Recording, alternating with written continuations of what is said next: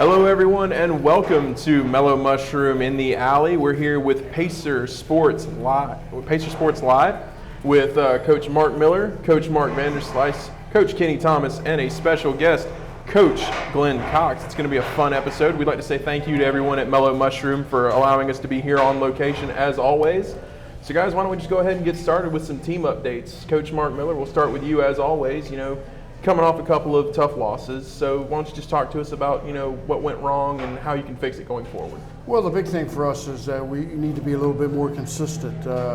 We've been up and down through the games, and that's kind of hurt us, and we've got behind early and had to fight and scratch our way back. So, we've got to be better defensively. We have too many mental mistakes on the defensive end, and, against two teams that were good and were ready to play, and we're on the road, so we just got to be better, more consistent. For us, we've had 2 weeks off before we get ready to go on Saturday against a really good Clayton State team. And a lot of coaches, and I know Coach Vanderslice would hate to have the idea with 2 weeks off, but for us, it came at a good time because we needed to regroup a little bit and get our focus where it needed to be a little bit better the last couple days in practice. So, I like kind of where we've gone. We've kind of started over a little bit defensively. Kind of started from scratch and getting better at it.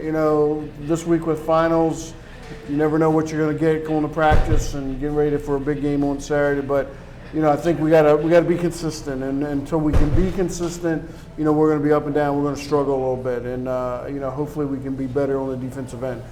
Absolutely, and so you got your second conference matchup this week, going up against, as you mentioned, Clayton State, team with a record of 2-4. So around about the same start to the season. Is that going to be a big turning point for you guys? Well, I think both teams are in a very similar situation. They only have 3 returning players from their squad from last year that they went really far in the conference and had a great year. And so I think it's going to be very similar circumstances between two different teams. 2 different styles. They're going to do one thing one way, and we're going to kind of do it another way. And I think it's just going to be a matter of us executing and being fundamental. And if we can do those couple things, then I like our chances. Absolutely. And so we'll go ahead and talk to you, Coach Mark Vanderslice, about your team. You're 4-1 on the season right now, coming off a big 4-game winning streak currently after losing the opening contest to Payne. Just give us an update on the team and how things are going and how you've turned it around since that first loss. Well, I think with the momentum that we have right now, we want to continue it. That first game, as I said before, Easter came early. We laid a big egg on game 1. There's a lot of factors that went into play, but at the end of the day, you just got to find a way to win. The last 4 games, they weren't all pretty, but I do think that over the course of the last couple, we've started to find a little bit of our rhythm and our flow. And not only am I learning a little bit about our players' style and strength, the players are learning a little bit more about me. So we've made some adjustments offensively to cater to the strengths of our program and from our team. This past game against North Greenville wasn't pretty. We ended up winning by 11 at home. It was one of those games where it was a battle of the tempo. We want to play fast, we want to play with speed, and we're going to find a lot of teams that are going to try to battle us to slow the game down a little bit. And so we have to figure out a way to win in the half court when teams do send three guys back. You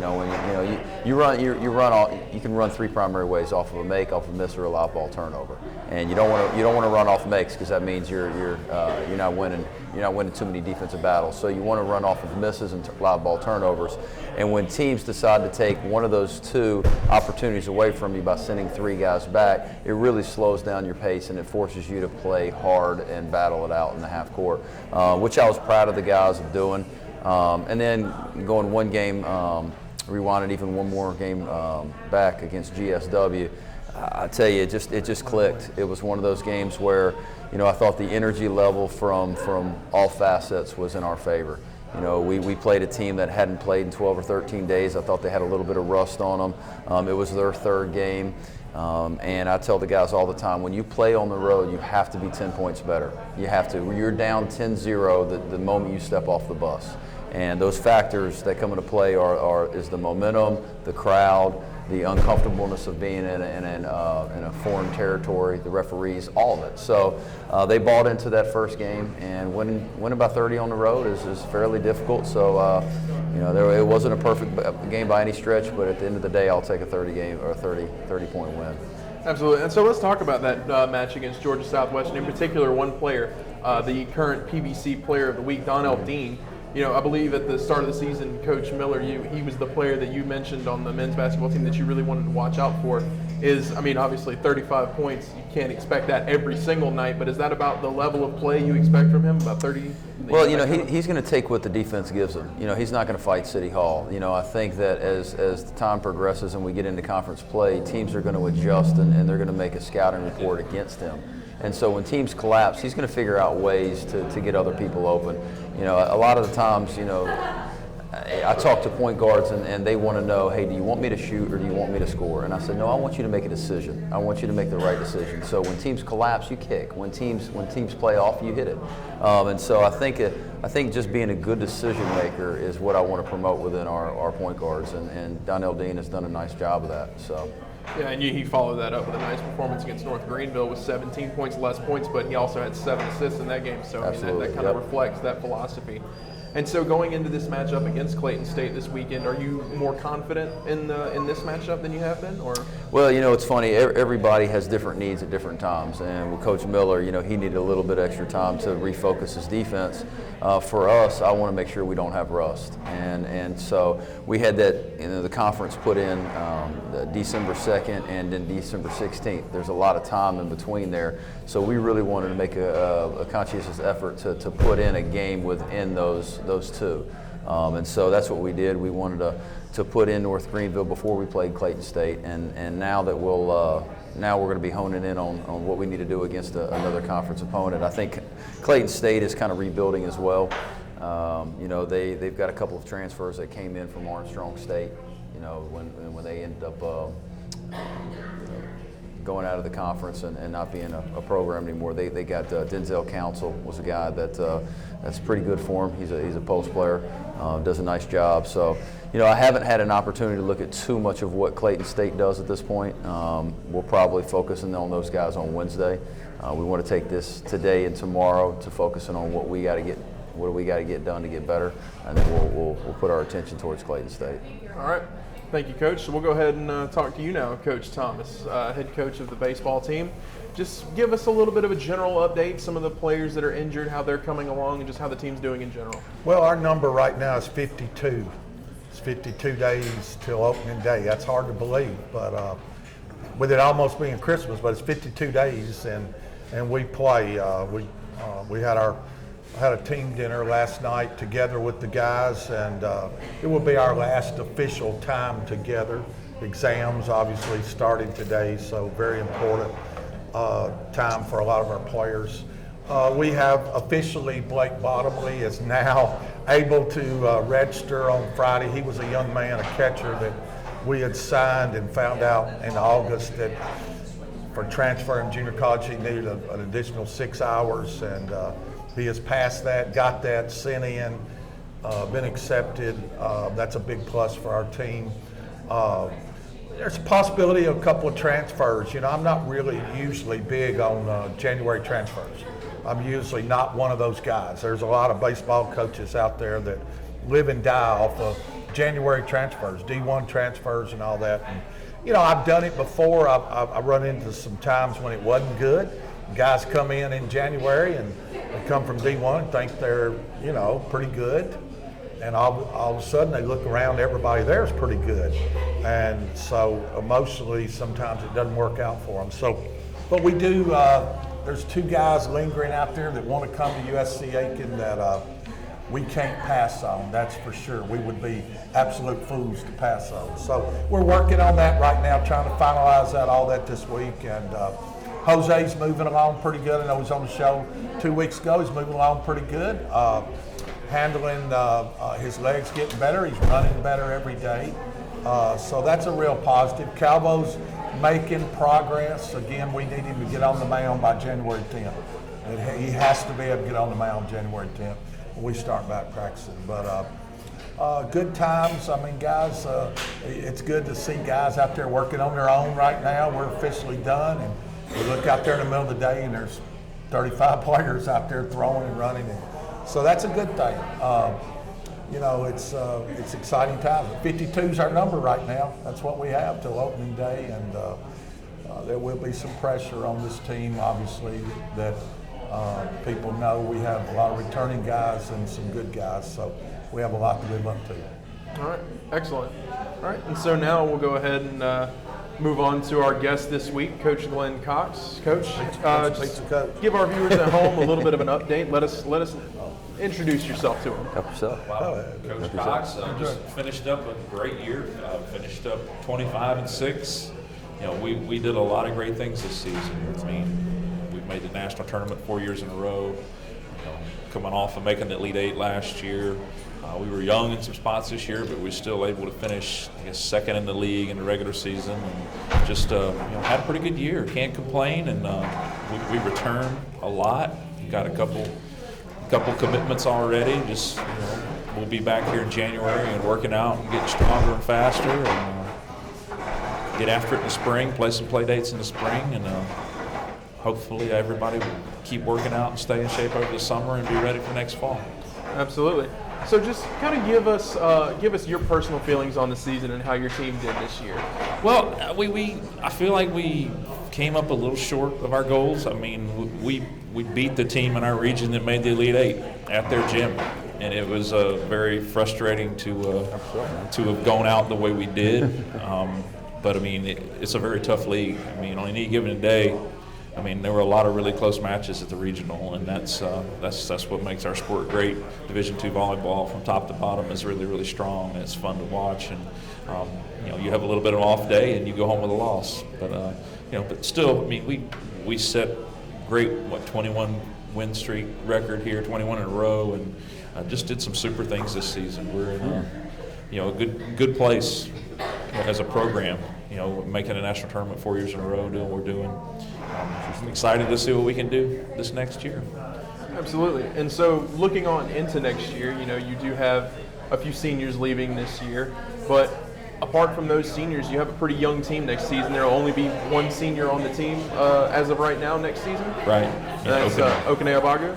So, I mean, are you encouraged by the youth of your team next season, or do you think that will be more of a learning curve? Oh, I'm very encouraged. I mean, I had a freshman lead us in kills this year. I mean, that's good things. You know, you have freshmen that come in and step up and play, and you know, they were key for us in ball control and defense this year. I mean, we defensively, you know, I put my team up against anybody. You know, we're not the tallest team out there, but defensively and passing wise, we'll be right there in the hunt. And that's something that, you know, we have a core of youngsters that are all very talented, and I'm just looking forward to seeing what they can do. So, I mean, they got to experience it this year. Some of them got to experience and get rid of those first-year jitters of going to the national tournament. And next year we'll be back, and they'll be more confident. And looking forward to it. Absolutely. And so let's focus in a little bit. You know, you did have an All-American on the team this season, and Rebecca Martinez. Just talk to us a little bit about her season, about how she grew as a libero this season. Well, I mean, Rebecca last year backed up Danielle Mercer, and I mean, she really did more than back her up. She pushed her and was as good as her on any given day. And this year, she really got to shine, being able to be in the libero jersey the whole season, and just you know, she just did a phenomenal job. She's just an unbelievable athlete, just a great anticipation skills. It's cool. I mean, it's really the second All-American that we've had, and she's only a sophomore, so you know, that's good. Good to have. Absolutely. Just phenomenal year. She broke all kinds of records, set all kinds of records, and it's fun to have her in the back row. Most teams have on their scouting report to not hit the ball anywhere in her range. Absolutely. And you did just officially sign one player. You're going to have to help me with the pronunciation here. Brittany Valdez. Valdez, okay. Tell us a little bit about her and about what we can expect to see from her next season. She's a very explosive middle. Really helps us. Losing one of the highest jump reaches on our team this year to graduation with Alicia Hines.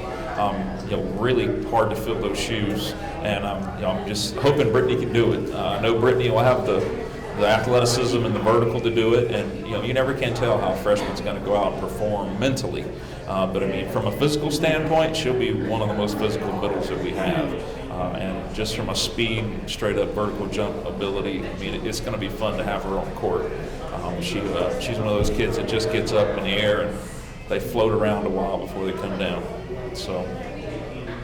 Excellent. And so at this point, we'd like to let any of the three normal coaches here open the floor up to Coach Cox. Ask any questions you guys might have for Coach Cox.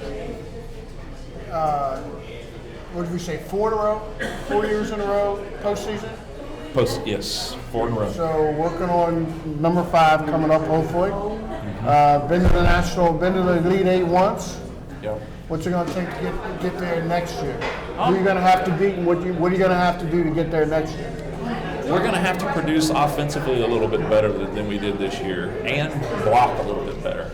I would say that was, if we ever had a weakness, it was in blocking and in just offensive numbers, getting our hitting percentages up, and having a little more diversity in our offense. This year, everybody knew we were setting alley, but for a good reason. She was carrying us a lot of times on her back this year by herself, and we need a few other people to step up. And we battled some injuries in a few spots with some people that we hoped would be big time performers, but I mean a lot of them played hurt, and we're hoping to get everybody back healthy and just really add some diversity to our offense. We'll have a new setter running the show, with Emily graduating, so I mean it'll be a little bit different, but I'm looking forward to it because we're going to have some offensive weapons from some commitments that we've got, and we return just a great core. We know we can get there. I mean, it's hard to sit and watch the Elite Eight knowing there's a team playing there that you beat, and that's something our kids know, and hopefully that fires them up and makes them work hard in the off season. So with the season over, are you going to have time to fish a little more? I hope to. I really do. We want you to take us fishing. We'll go anytime you guys want to go. I don't know if people out there know this guy is a tremendous fisherman. I don't know if you know that. This guy is one of the better fishermen, and I'm not very good. Right. So you have to put up with me. I've been up north. I've never been. So look, why don't you take my fish off my hook for me? Oh man. I'll do that for you. You would. No, this man can. Put you on. I don't know if you know that. This man can really. He's a tremendous fisherman, and I would like to go with you sometime. We can do it sometimes. You get a day off, and I get a day off. If Jim will ever give us a day off, we might can get out there. So well, you've been back four straight years in a row, and I think we all know that personality management is such a big deal when you're dealing with sports. Do you have a different psychological approach from how you coach your team now than when you did 4 years ago? Because when you come out your first year, you kind of come out of nowhere. They expected it, but now you've got an X on your back. What's your psychological approach? You have to kind of develop a culture and create a good team culture, a culture of winning. A group of kids that believe they can win. In women's sports, confidence is really one of the biggest factors, and having some success is really the only way to tell somebody they're doing great. You can tell them how great they are, but until they go out and succeed, they don't know it. You don't get that in men's basketball. Everybody's cocky and thinks they're great. They do. It's not a problem. Most women's teams, though, like when we do evaluations after games, like it's amazing. I've had, I'll call out one of my former All-Americans. If you asked her what she was at confidence, on a 1 to 10 scale, it was often she put a 5 or a 6. And it was amazing to have somebody with that much ability to really just not have confidence. It's something that it takes developing. I definitely coach them differently now. I feel like I've got a group of kids that understand our system and they know our system, and we've got a group of leaders every year that have helped guide those teams and show them the ropes and show them, hey, this is what's expected in practice, because if we don't practice this hard, you're going to end up losing this year. They set the tone real early in preseason. And having a group of girls that know what it's like to go to the national tournament, what it takes to go there and succeed is huge. It's huge. So, yeah, I've been blessed with just a great group of girls, and the chemistry that's developed with them, it allows me to coach a little differently now. I can focus a little more on X's and O's, and but I got to give credit, like my coaching staff. Having Chip and Allie both help manage all the little drama and all the little things that go on the sidelines and off the court. You guys. There's not none of that, is there? You can't even imagine. But it is. It's a whole team effort. I've got a great staff, and we work together well. And our girls are working hard every day. There's not a day in practice that I really can ever rate them below a B or an A or a B in effort, because they come out there and they work hard every single day. I could really imagine, Mark could come in on this too. I could really imagine, because I've had to change over the years coaching men. Used to, my wife tell you, I used to be a hard-nosed sucker, Yeah, me too. I was hard. And but I guess I got tired screaming and yelling too. But the times have changed, Times have changed, and I would imagine with female athletes, times have changed too.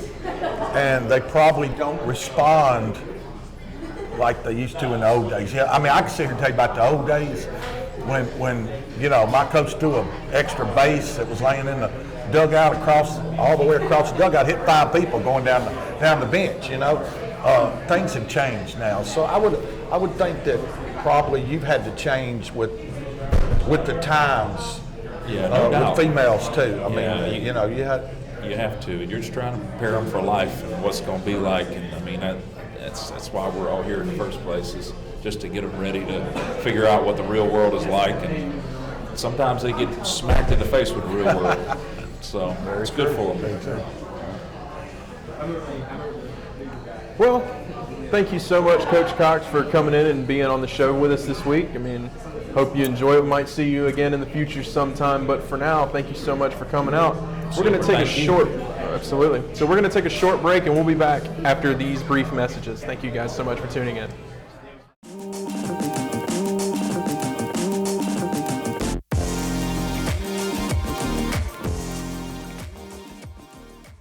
University of South Carolina Aiken men's basketball standout Faison Brock has been named the Hudson Etheridge Companies and Auto Owners Insurance USC Aiken Athletic Department's Student Athlete of the Week. Brock, a sophomore from Raleigh, North Carolina, led the Pacers to a 1-0 week.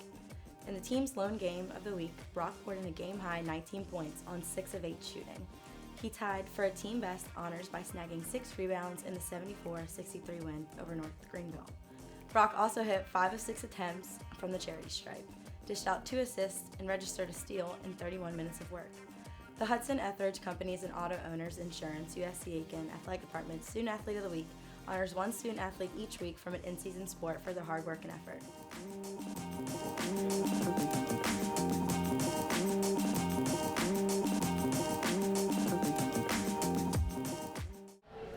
Welcome back, everybody, to Pacer Sports Live alongside Coach Mark Miller, Coach Mark Vanderslice, and Coach Kenny Thomas. We're going to switch things up a little bit. We're going to go ahead and go into our Coach's Story segment. It's a segment where each coach gets an opportunity to kind of tell their story about their journey from being an athlete to a coach or just into coaching in general.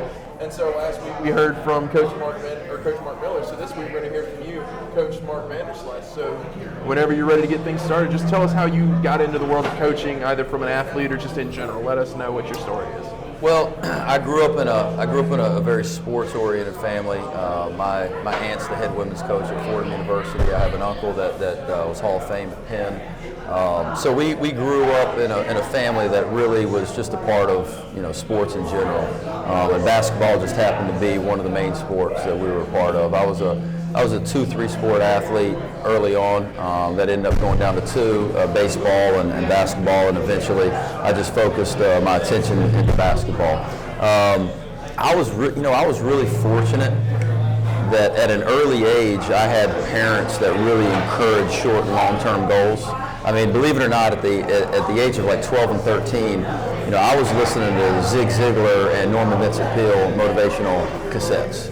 I mean, not too many 12 and 13-year-olds were listening to Zig Ziglar and Norman Vincent Peale, but my dad had encouraged that. I think it really set the tone for long-term habits for me, and so I had a vision at an early age that I really wanted to be a basketball coach at a really, really early age. And so I knew kind of what I wanted to do and how I wanted to do it, and so a part of my decision when going to college was I wanted wherever I went, I wanted it to set me up for some career opportunities from a longevity standpoint. And I ended up going to UNC Asheville primarily because the head coach at the time, Eddie Biedenbach, was a pretty well-connected Division I coach.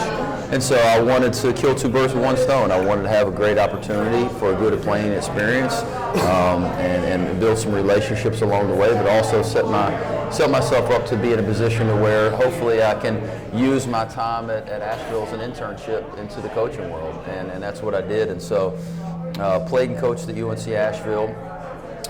When I graduated or when I left Asheville, I ended up getting my MBA at Heidelberg College, which is a smaller Division III school up in Tiffin, Ohio. I was very fortunate at that particular point that I had made some connections in the Midwest, but I quickly found out that after college, getting jobs was extremely difficult, very difficult. I started from the top. I tried to find assistant coaching positions at the Division I level, which at that particular point was what I wanted to get into and where I wanted to be, and could not find a job anywhere. I mean, anywhere. And eventually, I went down to I put myself in a position where I was trying to volunteer just to get my foot in the door. Well, goodness gracious, most people would say, well, anybody will take a volunteer. Well, not so, and so I was able to build enough connections and earn enough trust from the coaching community to allow me to finally get myself in a position to volunteer at the University of Toledo. I took on the title of Director of Men's Basketball Operations, but did it for not a dime. So I coached for an entire year from 8 a.m. till 10 p.m., not even making any money, but earning an opportunity to get my foot in the door. And that's what I did. So I did that for 2 years. I was fortunate that I had a coach at the time, Stan Joplin, that saw enough in me to give me the opportunity to be an assistant coach based off of the hard work that I put in at that point. And I left Toledo 2 years after I became an assistant, so I was there for a total of 4 years. Went down to Furman University in Greenville, South Carolina, coached there for 2. And at 30 years old, I knew what I wanted to do and how I wanted to do it, and I had the opportunity to coach as a head coach at Lewisburg Junior College, and we had a good little run. And from leaving Lewisburg, I got the opportunity to be here. So I'm able to take what I've learned, the good, the bad, and the indifferent from all the programs that I was at before, and put it in a package that I have now. And so it's the coaches that are before me have been good to me, and I've learned a whole lot, and hopefully that I can pay it forward to a lot of the players and the staff that I have with me now. Absolutely. The coaches that were here at USC before, you haven't given you too much of a hard time looking at Coach Thomas down there. No, Coach Thomas, man. But no, I mean, in all honesty, anytime you make a transition from a different program, for me 3 years ago when I came here, cultures, when I got here, the culture was just different. A lot of people talk about when you're trying to build a culture and change a culture, it's a good or bad thing. Not necessarily so. It's just a different thing. And so we had some transitional changes my first year, and Coach Kenny, he's laughing over my right shoulder, but he was good to lean on and to talk to, and he helped me through that transitional stage, and you always need that. You need the support from your peers and from your coaches and from other administrators to help you along the way, and Coach Kenny was good with that for me, so I appreciate everything. Even though he's a jokester over here, man, he's got a serious heart from time to time, Absolutely. And so now we're going to switch gears a little bit again. We're going to go into our Getting Personal segment.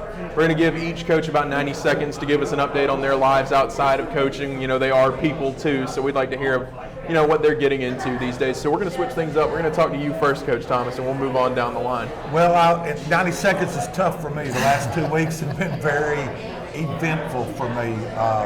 First of all, 2 weeks ago, right after the show, Coach Disher, our assistant coach, stepped down.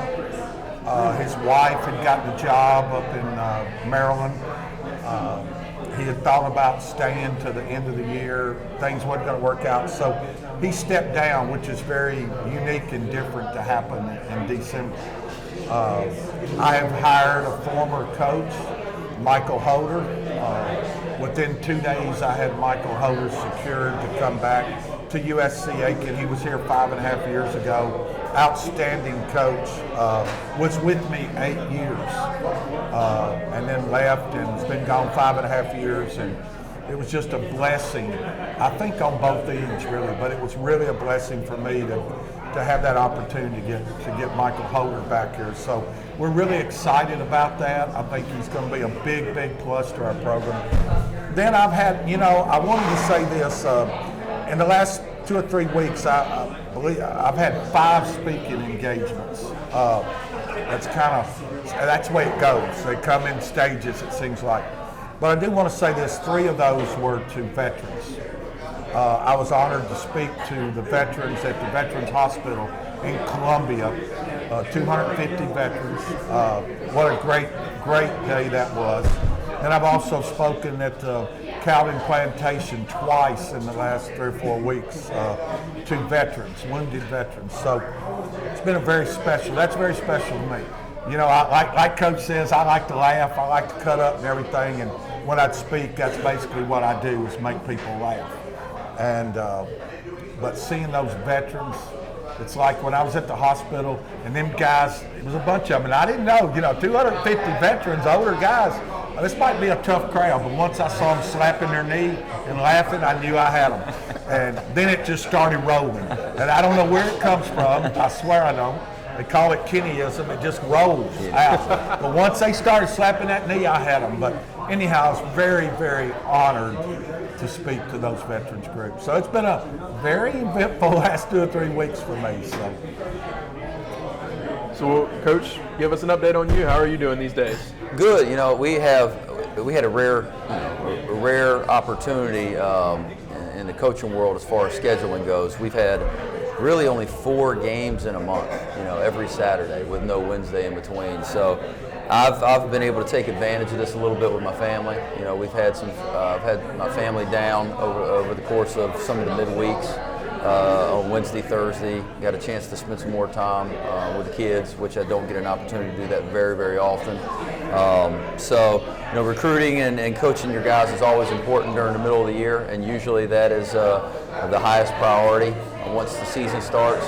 So you really don't have the opportunity to spend too much time, or as much time as you would like in the middle of the season. And so I've had that opportunity over the course of the last couple of weeks with not having too many midweek games. So I'm really fortunate that we were able to take advantage of that. Excellent. So we'll finish up with you, Coach. And I know you were saying earlier the cold doesn't really bother you. So yeah, a lot of people down here, these last cold weather, it's been like, for us up north, it's a heat wave. So it's nice. For us and my family, my daughter's slowly healing from her foot surgery, and hopefully we're right around the corner for her to get back and get moving a little bit. And then Saturday, my wife and I made a family decision. We went, you guys will get a kick out of this, just spur of the moment, we went and rescued another dog. So we have another little puppy in our family, for good or bad, but it's been fun. So kind of the spur of the moment, we hadn't planned on it, we've got one. We felt like it was time for us to have another one, so we went on Saturday, took the kids, and spur of the moment, went and picked up another dog. Now that's a heart right there, boy. And we're glad we did. Well, do you house sit with dogs? I mean, we need that from time to time. Yeah, well, I've got some ex-players that house sit for us. So what number are you at? We have 2. 2 dogs now. Yeah, and How many you got, Coach Probably B? there might be another one in there sooner or later, but right now we got 2, and that's Cats? plenty. No cats. No cats, I'm just allergic dogs? to cats. Can't do cats. Dogs are good. So we got a little puppy, and we got a little 2-year-old. Good for you, man. It's been an interesting couple days on the spur of the moment, and I'm not one. You guys know me well enough to know I don't do a whole lot on the spur You're of a the planner. moment. It's worked out good for us. All right. So now that we're all caught up with everybody, I think we could switch gears and go a little bit outside the university setting, talk some of the professional things that have been going on. You know, the Final Four is official, and I think our prediction is pretty I much hit it spot right on the nose. Did you see that? Right on the nose. Listen to this That was guy. unbelievable. I hit it right on the nose. I can't believe that. Yeah, so we've got, what is it? It's Clemson, Oklahoma, Yeah, that's what I Alabama, said. and Georgia. That's not the right order, but Exactly what I said. All right, so we got. What we I got? think I actually, I don't know, I can't remember your picks actually. I was, I was 3 for 4. Oh, what's Yeah, I that? think I was 3 for 4 too. yeah, I think I said Miami was going to make it. I got that one wrong. I had Wisconsin, so I know they were done. Wisconsin. Yeah, my off pick was, I think I had Auburn winning. But I did call Ohio State winning and did call Alabama that. taking the place of Ohio did call State. that. I think I had it. Let's see. I think I had it. Clemson, Oklahoma, Georgia, and Alabama. I think that's the way that I had right? it. Okay. How did it come out? I think that's about right. So now the $9 million question: Clemson, Alabama, right? Where are we going there? I got to go Alabama. And he thinks I'm a big time. I'm gonna, This is the Clemson Look, fan I going know. Alabama. I'm a I'm Dabo with you, Swinney Coach. fan. I'm a Dabo Now Swinney they're- fan. And I'm with you. They're too hungry now, man. Their Alabama, defensive it's coordinator is back and forth from Yeah, no. Rocky Top to Tuscaloosa. but over it's and not over. defense. It's the players. Jimmy's and Joe's beat X's and O's. I'm Let me telling tell you this. And the energy is up for Alabama. Here's I'm telling what's you right going to now. happen for Alabama. I'm with him on it too. I'm So we serious. got 3 Alabamas. Yeah. I think the key for Alabama is getting those linebackers back that's been hurt for the last month or so. They had 3 linebackers out against Auburn. And, you know, in past years, before the parity all got a little closer, before they lowered the scholarship level, got parity, Alabama could lose 2 or 3 linebackers. It didn't matter. Kind of mattered against Auburn. But those guys are going to be back for Clemson. I think that's a key for them. And there's one big key, Nick Saban. Nick Saban. You give him a month to prepare, it's amazing Yeah, what he he's does. So we're all 3 picking Alabama. Yeah. So what are we picking on the other side? That's a toss-up. That's going to be tough. I think Oklahoma's going to score a ton of points, Heisman winning but quarterback. so is Georgia because Oklahoma's defense is not good. I don't know. I think Georgia might hold them enough to outscore them. I got a quarter. I'll flip it, and you guess. I really don't know. I think couldn't Georgia's tell you. defense is that much better than Oklahoma's, and I think that's what's going to be It'll the be end about result. 35-31, somewhere up in that range. Yeah. But I'm still, I don't know. I'm like Mark. That's a flip of a coin. Yeah. Because you got one great offense and one great defense, and I don't know. That's kind of weird. But if we have to say, do we have to say? I know I had to say the other night when I picked them right before I picked right. Well, go ahead. Hey, come on, Pick 'em Kenny, right. what you want? What are you looking at, have to Kenny? Pick 'em right. So yeah, you got to Okay. pick. Kitty, you got to go back to that eye doctor. Come on, baby. Come on, baby. Run the film back. I'll run the film back. Show them who I picked. All right, I'm gonna go with Oklahoma playing Alabama in the finals. All right. I'll, just because he's right on every other pick, I'm going to take the. I'm going to take the same Oklahoma, pick. Alabama. Well, because these 2 are going to take Oklahoma, you know I'm going to take Georgia. That's right. Okay, so I'm going to take Georgia, I'm with and you then on I'm that. going to take Alabama. Oh, Alabama. All SEC. All SEC. You know, I'd like to see that. I don't. Hey, I'd like to see that. I'm an underdog guy. I love to watch the underdog win, and even though they're the 4 seed, they're not the underdog. I mean, Alabama. I don't want to see Alabama win just because they Look. win all the time, but I got to give it to them. We're going down there to Tampa, and we're going to play Nebraska. No, who we play? Michigan. We're going to play Who's Michigan. Carolina plays Michigan. South Carolina. What state you live in? You said we. What state you live in? All right, I'm He's got listening. half his heart still in North Yeah, no, Carolina. I mean, come on, man. You said maybe Carolina. I thought you were talking about Chapel Hill for a second. We're gonna play Michigan. That hurts me as well. I'm a Carolina fan. I know I'm in the land of the Gamecocks. No, I'm just, but it's there's some pretty good bowls out there. So here's my There question. really is. Hey, here's my question. Changing gears. Are we just going to write the Yankees in for the World Series? Can you believe that? Are we going to just write them in? I don't believe we write them in. A but team that is going to average 1,600 strikeouts a season, I don't think so.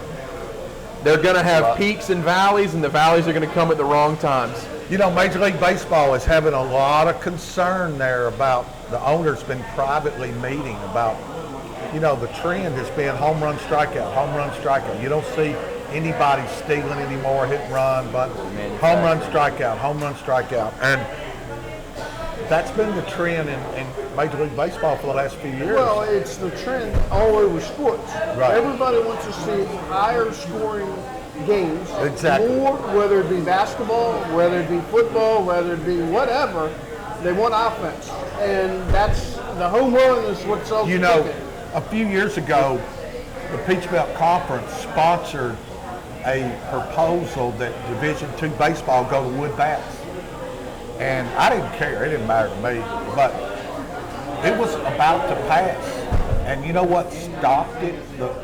A bunch of people started saying college baseball is more fun when you score a lot of runs. What people like about college baseball is seeing some high-scoring games. One of the problems SEC has right now in baseball is they all have those three big arms, big-time arms, and their Friday night games are always 3-2, 2-1, you know, and not high-scoring games. But you're right. People like to see high-scoring I mean, affairs. that's what's happening in basketball. Yeah, I don't same understand thing. The rule changes to allow offense to be able to do more, whether it be in college, whether it be in the pros. So why in the devil don't we reduce them dang pads on them goalies in hockey?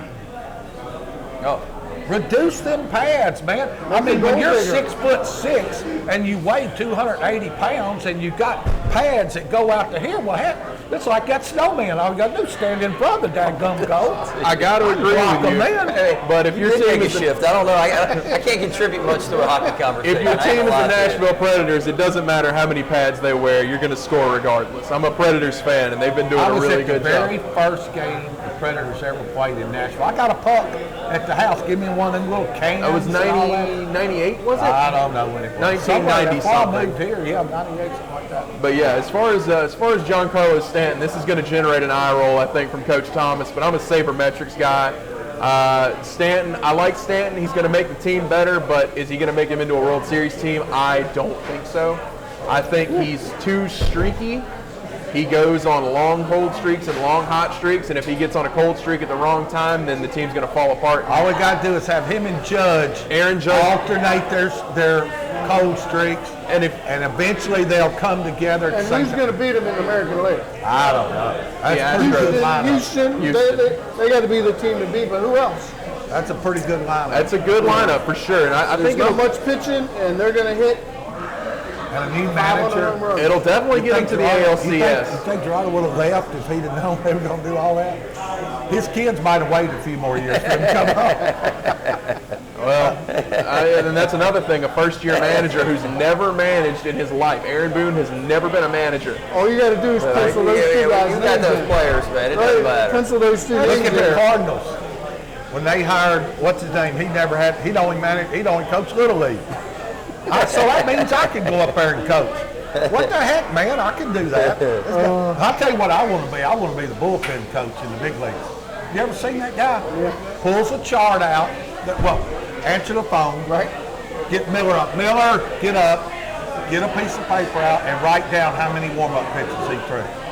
I can do that. You can get paid for that. Yeah. Lots of money, by the way. I can do that. Lots of money.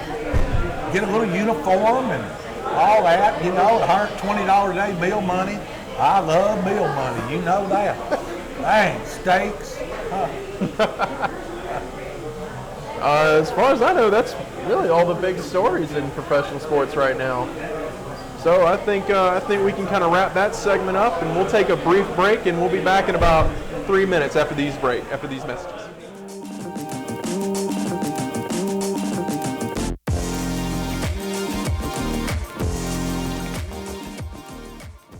University of South Carolina Aiken men's basketball standout Fajon Brock has been named the South Carolina Education Lottery USC Aiken Student Athlete of the Month for November. Brock, a 6'6" sophomore forward from Raleigh, North Carolina, led the Pacers to a 2-win record in November. In the season opener against Payne, Brock poured in a career-high 14 points to go along with 7 rebounds. He also dished out 2 assists and had a block.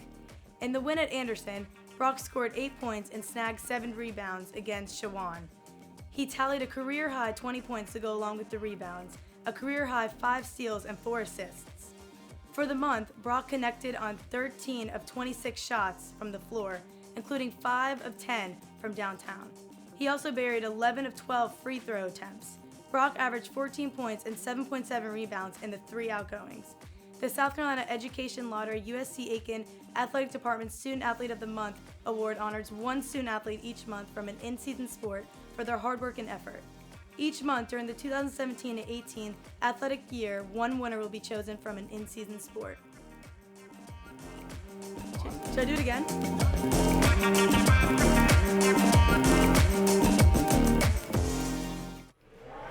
Welcome back, everyone. We're just going to go ahead and say thank you to the coaches, Coach Miller, Coach Vanderslice, Coach Thomas. Thank you guys for being out again here at Mellow Mushroom in the Alley in Aiken, South Carolina. Thank you guys for joining us once again. So I'm Jordan Phillips. We'll see you guys next week on December 18th here at Mellow Mushroom in Aiken, South Carolina once again for the next episode. But after that, we're good. So we'll see you next time on Pacer Sports Live.